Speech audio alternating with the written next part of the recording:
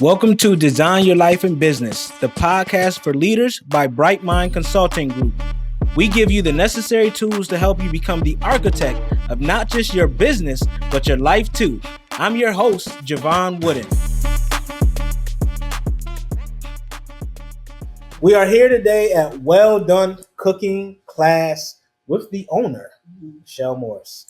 How you doing, Michelle? I'm wonderful. How are you? I'm doing fantastic. I'm glad we got to do this in person. Well, thanks for having me. I'm excited. Absolutely. We're going to get into about a lot, okay? So first and foremost, before we get to all the business side, tell us, who are you? Well, I'm Michelle Morris. I am an entrepreneur, a pretty bomb one, I would say. Absolutely. I'm just going to say. You've been I've been here. I've been here, so I know.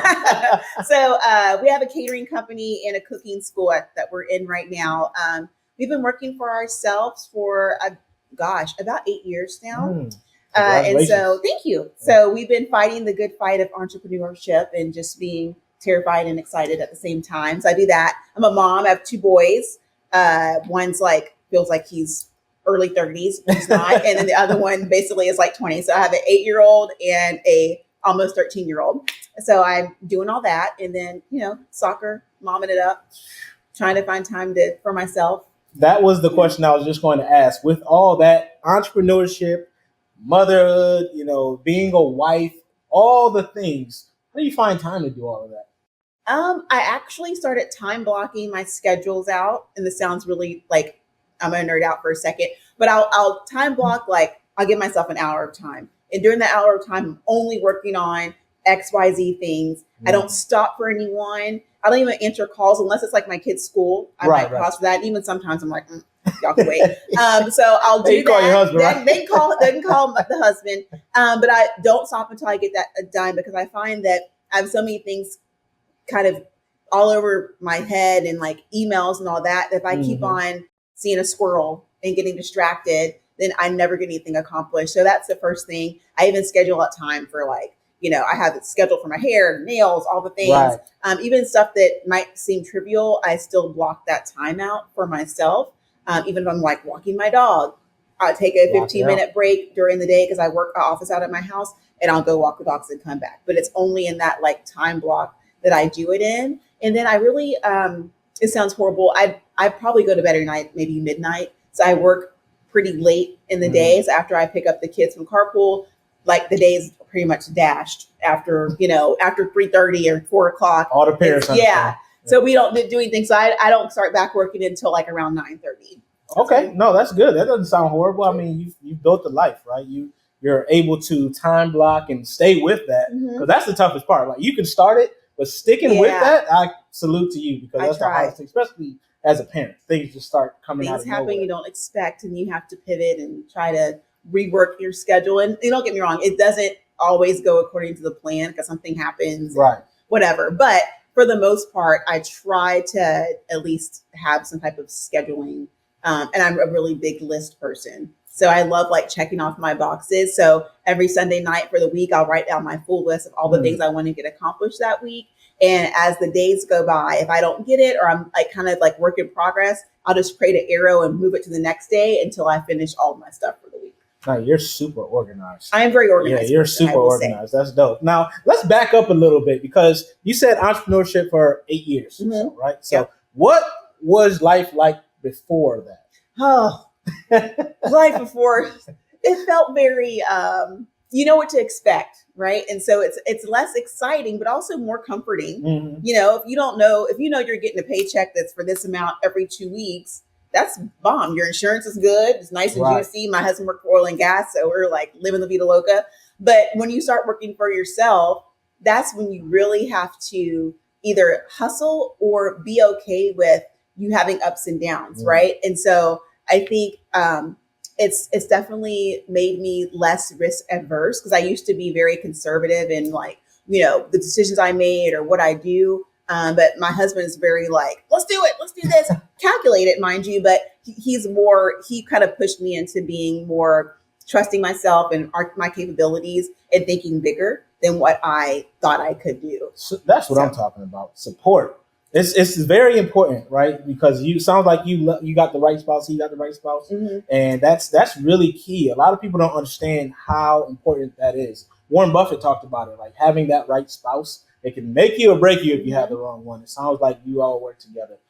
So what does that look like regarding? Is he still working or? Yeah, so we both work for ourselves. So after I got the old 1-2 punch from my corporate job, more about that later. Yeah, I'm about to say you got to tell us about that. Got the boot. So after I left there, my husband was like, "Well, this is really great news." I'm like still ugly crying. I just literally got fired and like got my little severance package, and I was like, and he was like, "Yeah, this is thank God. Like you were never going to like take the leap, and here like God just like kicked you off the ledge and was like, cut that bridge." Yeah, he was like, "Ta ta," and so I didn't even know I could I didn't know I could work for myself and like be able to make money and us to be able to live the life we live, just depending on us and our team we build around us.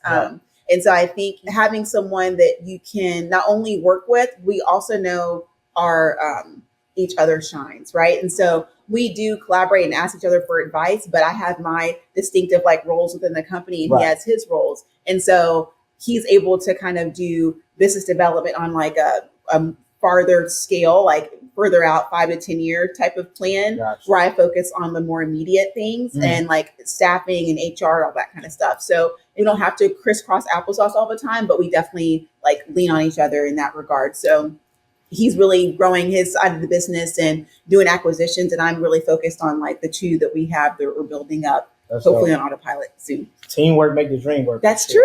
For real. What so tell us about that corporate job, because you mentioned it, you got fired. Like tell us about what you were doing and what that initial like you're gone, you're done. Y'all, so let me tell you, I thought this job was my dream job. It was my dream job. I like made it up. Yep. I dreamed it up. I pitched it to my management team. They're like, okay. So they thought about it. 3 weeks later, I was in culinary school enrolled. And then a year and a half, I like transitioned to this dream job I made up. I thought it was like bee's knees. I was doing like, I would get to meet people's houses, being nosy, looking at all their decorations, but also doing dinner parties because I would sell them their appliances. Like in my old role, my job was to sell appliances and plumbing and all the stuff. And so when people would say like, what do you do for a living? And I would kind of downplay like, oh, I sell shitters. Like I sell toilets.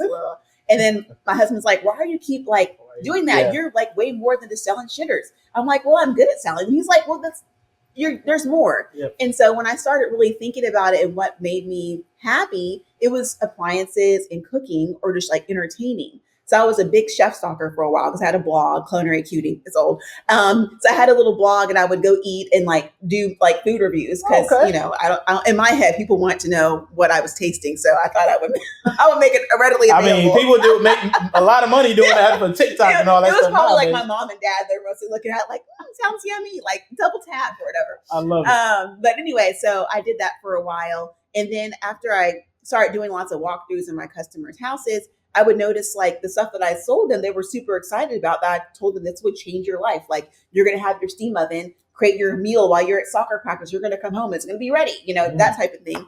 All the packing material was like still in the appliances after like 2 or 3 months of living there. So I had an aha moment. Like we need to hire a corporate chef to show our customers like what the hell to do with this stuff because they're super pumped about it and they bought it. They spent 50 grand, $100,000 on this new kitchen package. And they're not really, it's not usable for them. So I thought providing that more elevated end user support or experience for our customers would be great. So our management team was like, that's a good idea. And so I did it for 3 years until one cold day. It was February because now cold, literally okay. It was one cold, harsh day. It was a very cold heart moment, but it was around Super Bowl time. Anyway, my bosses were like, hey, I want you to come in the office. We had a chit chat about blah, blah, blah. So me thinking like, oh, certainly they're wanting to forecast for the next year because I'm amazing. Clearly, all these customers love me. I've sold all these things. I'm fabulous. Like everyone, like there's no one in these streets that hate me. Like, let me know. Hey. So no one, I mean, I'm nice. And so I went to the office. I was like disheveled because I was organizing my storage unit that I had from them. And there was 2 bosses in there. And so I'm like, should I buy my laptop? Because when you get fired, you have to turn your laptop. And it was a joke. It was a jokey joke. So I was like, hey, and no one laughed. So I'm like, uh-oh. Like, oh, this is for real. Like, yeah, I really should have brought my laptop. Yeah. And they were Damn. like, it is that bad, Michelle. We're sorry, we just can't afford to have you on staff anymore. And like, here's your like package and like ta-ta. And I was shocked. I was so shocked because I just had a performance review that was like bomb. Right. I'm like, what? It's usually how it happens. Yeah. 1, 2, carry the two. Nothing was, the math wasn't mathing. Yeah. And so I just kind of sat there and I'm like, don't you cry. And I was like, I'm not going to cry. I kept on hearing like, I don't know why I heard. Mariana? Yeah. I don't know why I heard like the color purple in my head. Like, don't you cry. Don't you cry. Don't you cry. And I was like trying to suck it up. And then I just like blew it because I've been there for 11 years. Like it was my first job out of college and stuff. And so I was just like, oh, that's all you knew. Yeah, that was all I knew. That was like my work family. And I started kind of replaying things in my head of like, you know, the audacity and like, how dare they? And this is, but at the end of the day, it's business, right? And so they got to cut whoever's not bringing, because I didn't have to sell anything anymore, you know? That you got to. So they lost revenue twice. So right. It's like you weren't selling, you probably were top performer, and then they lost you to having to pay a salary to you. True that. Yeah. And so I think they got hip to the game because I was, you know, in their mind, it was like, oh, Michelle's taking a pay cut because I was in sales. Obviously, I was selling my balls off. But when I stopped doing that, they gave me a salary. They're like, oh, like that's cute. But it wasn't cute because it was way more than any chef would get paid, like coming out of culinary school. So I was like, ta-ta, like, thank you. And did you do what I love in your pantry? Yes. Oh. Y'all didn't do y'all's research. Right. And so it was great while it lasted. But then I realized after they were like, see you later, there's no like loyalty like in business. No one's gonna love your idea or love your business like you love it, right? And so absolutely. I was busy like creating revenue and lasting clients and for another brand, another corporation, not realizing I could do that for myself too. And so after I left, I actually had a dinner party at my house because I'd already been planned. I really wanted to cancel, but my husband's like, "Don't cancel; it'll be fun." So we did I did a dinner party. I gave myself like 2 days to like cry in my Cheerios, and I was like, "Well, here we are. I guess I'm just going to do it." And so that's where we're at. No, that's amazing. Now look, 8 years later, like look at and I want y'all to understand how amazing she is, though. Like she said it earlier. But this is a multi-million-dollar woman right here. She started not one, but 2 brands that are absolutely crushing it. 2. So listen and pay attention because she is not blowing smoke. She is the real deal. So tell us about that. You started which one first? Southern Cadence Cuisine was first, so my catering company. And that was really built while I was working at the corporation I worked at because it was like that was my main clientele base. Affluent people have a ton of like extra income and they want to build these multi-million-dollar houses and so on. That was like the clientele that they brought in, right? And so once it transitioned into like, oh, can you come over and like kind of want to show off my new kitchen, but I don't know how to cook. I'm like, I got you. So after that, I hired another girl that was in culinary school with me and we did it together. And then they were like, oh, we have Thanksgiving coming up. Can you do this and that? And then it just kind of grew into what it is today. Now I don't do as much like cooking or prep work anymore. And normally I'll show up to events and be like, da, da, da, da, da, and then like, you know, do an Irish 2-step and leave. So it took a long time to build that and to get people I trust to bring my vision to light and me not see something, a customer taking a picture of food on Instagram, it looks horrible and we're tagged on it, you know, like, so I'm able to step back a little bit more now that we've been doing it for quite a long time. And it also helps me see like where there's holes in the business. Like if I'm so like deep in it, I can't like work on it, you know? And so you get so inundated with like groceries and making menus and all this stuff. You don't realize like the potential you could have if you're not just like fully immersed in doing all the groundwork. Yeah, absolutely. I mean, it's hard to see the high level view when you're actually in the maze, right? So you don't know that you can just step left. You have to go right. So it's good that you're the visionary now. And you kind of brought some people in who can actually manage the day-to-day so you can lead. So that's dope. And then you also do something else now. You've added where you now help to empower other business owners and leaders. So tell us about how you're doing that these days. Women entrepreneurship is near and dear to my heart. And I found that it was terrifying too. I mean, not knowing, especially you don't know, you're just fresh in the industry, you're just starting your business. You don't know what the stumbling blocks might be. Who else is out there is experiencing the same thing I'm experiencing. And so I wanted to create a space where women could get together and talk about the ebbs and flows and the good and bad things but also provide resources too. You know, do you have an assistant yet? No, here's who you could use. Do you have someone to take care of your mundane things around the house that can save you time? Oh, here you go. You know, so just trying to create a space that is a safe space where anyone can ask anything. Nothing's too ridiculous to ask. And then let's help each other, you know, uplift each other, be supportive. Because not everybody has a good support system. Like, you know, not everybody has a Daryl has a husband or Jevon has a husband to like say like, you can do it, you know. So we need each other to do that. No, that's awesome. And the underlying tone of that is like community. And, you know, you see a lot of people that have these communities, but it doesn't, like, if you get into those communities, it doesn't really talk about the how, right? It talks about the what and the why, but it doesn't tell you how. And I've seen you speak, and I've seen the passion you have. You actually give them the game in your community. And you didn't even mention the name of this community. So tell us more about the community that you have built. Well, it's Michelle Chat. So we're just talking about having open dialogue and conversations about entrepreneurship. And it kind of can stem into a lot of different things, whether that's what struggles you're dealing with this month. Oh, it's invoicing, it's HR, it's employee handbooks, or whatever. But that's kind of like the space that it kind of started from, is let's have a conversation. Because I think anyone can talk about themselves for as long as they can, you know? Yeah. So it's just like an easy, non-intimidating forum to just hang out and talk.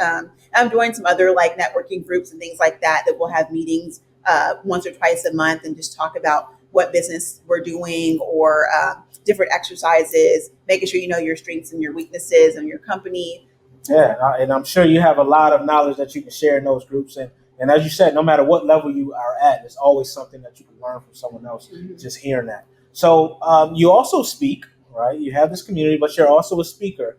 Tell us more about that. I know you have a few events coming up based on when we're posting this podcast. So talk to us about it. Yeah, I'm excited. So I'm speaking at the Women's Expo. And basically it's a lot of like really badass chicks that are having their own business that are going to be there as well, doing expos or demonstrations on what they do. Our company is going to be providing light bites and some food and all that good stuff, so everyone can enjoy that. And then some of the other speakers are really just talking about whether it's self-care or having a type of accountability for your finances, knowing your numbers. Me particularly, I'm talking about entrepreneurship, of course, because that's my jam. That's what I like. And so we're just excited to have everyone come and hang out. And it's from 11 to 1, and we'll put the link in the chat. Absolutely. And you talk a lot about, you know, you mentioned how hard it is to be a woman entrepreneur and all the things. And one of the things you always talk about is saying, you can do this shit. So tell us where that came from and why that just resonated with you when you said, you know, this is what I'm going to call this talk. Yeah, I think, you know, the Lord knows my heart. I love Jesus, but I do cuss a smidgen. So I just wanted to be real. And so every time I like start downing myself, I just look in the mirror like, you can do this shit. Like, you can do this.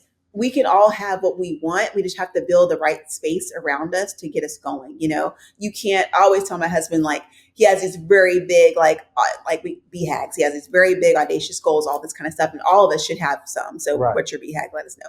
But it's like, you can't do all that by yourself. And even if you're someone that's like a self-starter, you're a loner, you don't really like working in a team, but if you're climbing Mount Kilimanjaro, you can't do it. But legally, you can't do it alone, right? Yeah. So you have to have a Sherpa. You have a Sherpa to go with you the last part of your pinnacle. Yeah, you can do a little bit to get you to that like plateau or the next level. But once you want to go all the way up, you have to bring someone with you just for your safety and to have someone around you. So I think it speaks to me of having a sense of community around you and making sure that you're tapping into the right connections and also utilizing your network. You know, there's so many people that you might come across, making every opportunity worth your while. Even if you're going on vacation with your family and you're sitting next to someone in the airplane, I don't know, what do they have popping over there? You know, you don't have to be the annoying person. It's like, what are you doing? And are you allergic to nuts? Not that, but like, you can definitely, you know, strike up conversation anywhere you go. Yes. So whenever it's time to network, and I've always had I'm a talker, but I'm also like an observer. So it takes me a while to get warmed up. And so I think when I would go into networking events, I would like latch on to my husband and be like, what are we going to say? And we're both on doing that together. But now I'm like, okay. Y'all hugged up like this? We're like having our wine and being like, oh, look at her dress, I'm we're sitting there talking shit. But now it's like, okay, I'm going to go to a networking event. Even if I go alone, which I do a lot of times, and I'll just walk out to a group and be like, can I join you guys? My name's Michelle, blah, blah, blah. And they're not going to be like, no, you can't see here. No one's doing that. So you just kind of throw your tits out there. Absolutely. You'd be surprised who you run into doing that. Yeah. So entrepreneurship is both know that, we both understand that. Like I said, there's peaks and there's troughs, and Lord knows those valleys seem a lot lower than the highs, right? So tell us some of the obstacles you faced along the way as you built 2 brands and now working on a 3rd. I think I will say working with your significant other or your partner, it can be really rewarding, but also can be like scary, right? Because both of you guys, we're both depending on the work we put into something and having to build processes and procedure and structure. It's not like you're walking into a franchise and all those things are already made for you. So we're having to start from basically the ground up and trying to putting those things in place. And then also depending on your team or your staff to execute, right? Because you're only as good as like your shittiest person. Right. And so if people are coming into our cooking school and they got a horrible experience, they're lighting you up on, Google reviews or whatever it is, it's so impactful, but it's also a teachable moment. It's a coachable moment to say, okay, guys, what do we think went wrong here? What can we have done in the future to mitigate this? Right. And I think just being able to let go and empower your employees to make those decisions, to be able to make things right without having to be like, let me check with my boss. Oh, I don't know if I can do that. Let me see. Yes. I had an experience at this hotel Daryl and I went to. We were doing a staycation and stuff got mixed up and they were floundering. And I said, well, what can you guys do? And she said, we can't do anything. She's like, my hands are tied. Like, I wish I could, but we don't have any, our management team didn't give us any oomph or power to be able to do anything. Wow. So I had to wait till the whole week's over. And that really spoke to me because it's like, you don't want your people to really want to help your customers and want to try their best to make things right. And they just can't do it. Mm-hmm. They don't have the tools, the resources, or just the permission to do so. And so I think once we got in the habit or the mindset of saying, okay, here's the people we have hired and did all the things with, and now you guys can make it happen.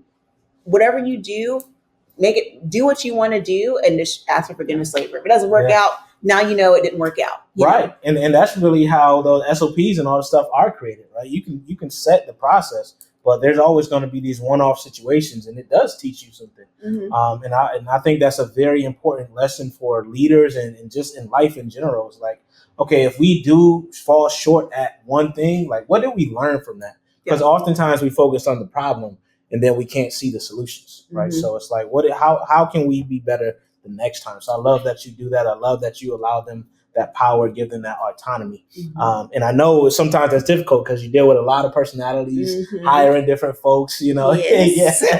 So talk to us about that, the dealing with, how do you maintain and manage the various personalities that work with you and for you? I feel like what's worked best for me is to hire folks who aren't just like me. Mm-hmm. Right. And so a lot of times you want someone you jive with, or you work really well together and you like each other, but it's also not super helpful if I have another person that is good at, networking or being customer facing or being whatever, which is lovely. Those are all great assets to have, but I'm that way too, and so it's what does this person have that I don't, that could help formulate, kind of create our full team, to make us be as strong as possible. So maybe there's someone I don't really like accounting and finance and all that stuff. So I have someone to do that. Or maybe I don't have time to post on social media like I want to. So I have a marketing company to do that. So I think just making sure we have the right seats on the bus filled with the right people is really important, so that we're not just regurgitating all the stuff that we know. Because I always say this, I don't know what I don't know, but I want to hire people that know more than me. So I'm not the only one that's saying, y'all do this, and this is my vision. Maybe I can hire another visionary person that's actually, I see it this way. And me be okay. That's how we get better, Absolutely. Yeah. Absolutely. 100%. That's good that you're still open, right? As a leader, you have to open and learn. So what's next? What's next for you? Oh, Jevon, so many things. I mean, it sounds like you want to do it all. I right? do, but Conquer the world. I will say I do have ideas, but I know like they can't all be done at the same time. Mm-hmm. Well, and so now I'm focusing on the, obviously my speaking business and kind of developing that piece with your help, of course. Doing that, that's like my main focus right now, and also getting my team kind of built up to where they can lead on their own. So I just hired a store manager and also a catering manager. So those two guys who've been with our company for quite a long time, I'm just making sure they have all they need to make it happen. So when I like peace out for a second, they're not like, where'd Michelle go? So I'm really working on trying to get processes put in place. So right now our company initiative until like the end of April is like, there's an app for that, or there's like a process for that. And we're working on gathering all our processes down and actually like writing them down and putting them in an employee booklet. So someone can just come in and be like, what's happening? So those are my main focuses. Later on, this is later. I also want to make a chef's wear line, like for women in hospitality. They're going to be these cute little onesies, y'all. Oh man, zip up. They have waist snatch. It's going to be cute, but that's going to be down the line. But that's my next thing. That's what's up. Okay, I like that. I like the way you think. That's awesome. Sure, I might have to get me a pair. I'm not in hospitality. I don't know if you could be in a onesie. Yeah, we'll have to see. Not a onesie. Not a onesie. You got to make me something special. I need to. Yeah, I don't want no onesie. Okay. King can have a onesie. I would die. That would be hilarious. Yes, it would. Awesome. Now, okay, so one more thing, then we'll go to our by design segment. Over the course of this time, I just want to know, 8 years, you've done this for a while now. What is some advice you would have liked to have that you didn't at the beginning? I would say, I would just encourage myself to know that I've just now been able to like even say out loud what I have accomplished, because in my head, I didn't feel like it was anything. I was like, oh, I have a catering company. It's cute. Mm-hmm. Oh, we just bought a cooking school. Like, turning that corner, I was like, okay, we about to do something. We're getting into something. But like before, people would be like, you're the owner of such and such. And I'd be like, yeah. And I would kind of like shriek that. It wouldn't embarrass me, but I wasn't like, yes, I own everything, like, hell yeah. Yeah. But now it's, I think knowing that I can like hit $1 million in revenue. I never thought, I was just happy with it to, maybe hit $100,000, Yeah. I never thought that we could build something and accomplish a goal. And so I was really like, even now it takes a lot for me to even like say those words, because I'm like, I don't want to be braggy, or I'm kind of like embarrassed, or like, I get like perplexed and like nervous, eventually people are like, eyes are on me and all that. Absolutely. So I would just tell my like younger self, like, you would be so surprised at what's going to come around the corner, and being able to live the lifestyle we do and have the flexibility we have, that we can, spend the summer away and work remotely, and be able to still be in tune with our team here and our employees here. And I never thought we would work for anyone but a corporation. Right. Mm-hmm. And so, my husband was oil and gas. Chevron had a, it's good. Good. Time for good. You had that juicy insurance, and so you just get comfortable in that, and not realizing, God has other plans for you. He thinks you're gonna like be smashing it this year, and you have to believe in yourself. I think you have the skill set to do something, maybe not the experience or the touch points of all the things you want to do, mm-hmm. but you have to know that you do have talent. God's equipped you with this passion, and He wants to see you win. And then how you get there is up to you. I started realizing I have special talents and I have gifts, and the gifts I don't have, I'm going to find someone else that has them. Absolutely. And make a team out of that. There you go. So that's what Steve Jobs said. Like, hire someone who's smarter than you. Hire someone who knows how to do it. They don't have to do it just like you would do it, right? And that's the key. That's the only way to grow, really. So we're going to shift to our by design segment. Y'all know I ask every guest the same 3 questions. You ready? Okay. All right. Let's do this. So first question is, what has been the hardest part about designing a life and business you don't need a vacation from?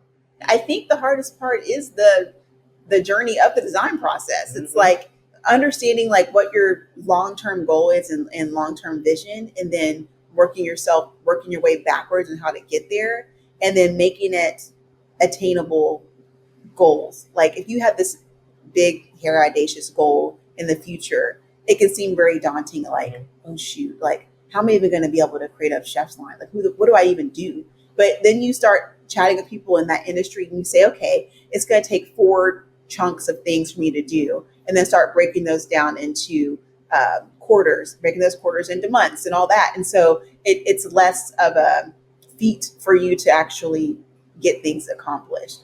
And then having those people that hold you accountable. Yeah, absolutely. I think that's the hardest part of actually like mapping your plan out and then like sticking to it. That is, because so many other things come. Like you can plan and think you have the perfect plan, then something comes. Nope, that's not happening that way. I'm sorry. Yeah. So second question is, what is the best lesson you've learned along your journey?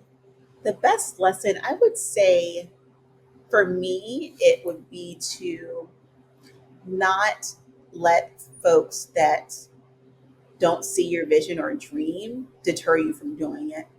You know, because even it could be your family. It could be your family that's like, ooh, I don't know. It's typically them. Yeah, they don't. They got fears. So names, but yeah, I mean, but it could be your family that's like, oh, you know, someone that might be a lot more risk averse than you. Like, you know, I grew up. My dad's from West Africa. It's very conservative, very like, you know, doctor, lawyer, those are true. You know, no one says anything about entrepreneurship. Right. No one, you know, so it's very much like, work for somebody, go to college, get that, you know, 9 to 5, make sure that check is steady. And so my dad was one of the people that was like really scared for me to go out on my own. Even when I created that job in my head at my last company and they went for it, he was just like, because he felt like what happened? He felt like, you know, you're not generating any revenue. They're going to fire you the first chance they get. So he was scared for his baby girl to like have struggles and all that kind of stuff. But if I would have let that deter me from like really following my dreams of being a corporate chef, I would never have had any of this. You know, I would just still be selling appliance or selling shitters. I would say selling shitters. But so I think you got to make sure, like, if you already know someone is going to potentially dash your dreams, that's not the person we need to be talking to our ideas about. We need people that are going to be like, word, okay, have you thought about this? Have you thought about that? Not necessarily Swiss cheesing your idea or shooting holes in it, but it's also like you're having someone to provide feedback, but also encouragement. Like, yeah, that could be done. Totally. Absolutely. You need to, think about all the possibilities.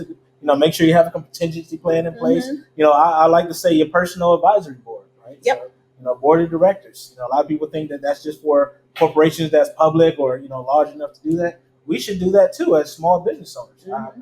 Actually more so. Yep. Because we need the people to bounce those ideas off of as we grow. So love it. Yeah. And family definitely they're not your ideal clients. They're sweet. Why would they say that? Yeah. Why would they be like, yeah, go for it? Yeah. When they never did it themselves. Risk it all. Yeah, right. Put all your money on the line. Yeah. Everything you saved on your 401k. Yeah. No, seriously. The last question is, what are 3 tools or tips that you would recommend when scaling your life or business? So one, I think we talked about earlier, is stop working so much in the business and actually find people to work in it and you work on it, right? So you're the little like top part of the umbrella, the little like thing that keeps all the layers together. You're that person. And then you have your umbrella peeps that are like covering the business and making sure that nothing is infiltrating it. It's not getting rained upon. So I think that's one. I think the second thing to scale is having a visionary mindset.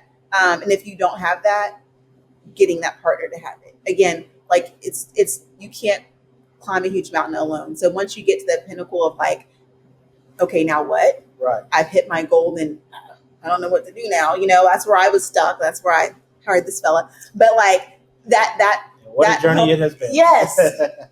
But I feel like that's what you need to kind of continue your growth. Like, let's find someone else that's doing what you aspire to do and start picking their brain. And more than likely, they'll either be flattered and want to carve out time for you or provide resources or send you wherever to figure it out. So I think having someone that's specialized in your growth after you get to a certain point, right? So lastly, I would say give yourself grace, but also keep that hustle. Once you hit your goal, it's easy to be like, shit, $1 million, that's good enough. I didn't think I was going to get that far. But you could always have more, and not just more financially, just more freedom, more a better work-life balance, more time with your family. You want to take more vacations. All those things can be done with proper planning. And so I think just having the wherewithal to understand, like, this doesn't have to be it for me. Yes, I've accomplished things and I'm proud of myself finally, but there's still more. So kind of like grateful but not satisfied. Like, we got to keep it pushing. Absolutely. Stay hungry as I am sitting in this amazing space. And if you get hungry, cooking class, hire Southern Cadence Cuisine to make some food for you. Hey, I love it. I love it, man. Michelle, it's been an amazing conversation. I know my peeps listening and watching have enjoyed this. How can they connect with you? Well, you can connect with me on Instagram through either company, Southern Cadence Cuisine or Raw Cooking Classes. Tweet me, beat me, all the things. I love it. Tweet me. Don't call me. I hate talking on the phone, y'all, by the way. I really don't like it. Don't call. You're so funny. All right. Well, it's been a pleasure and an honor. Thanks for coming through Design Life and Business, the podcast for leaders. And remember to keep ascending. Design Your Life in Business, the podcast for leaders, is brought to you by BrightMind Consulting Group. To find out more about BrightMind Consulting Group and how you can become the best leader possible, visit brightmindconsultinggroup.com. Make sure you search for Design Your Life in Business on Apple Podcasts, Spotify, Google Podcasts, or anywhere else podcasts are found. Click subscribe so you don't miss any future episodes. On behalf of the team here at BrightMind Consulting Group, we cannot thank you enough for listening.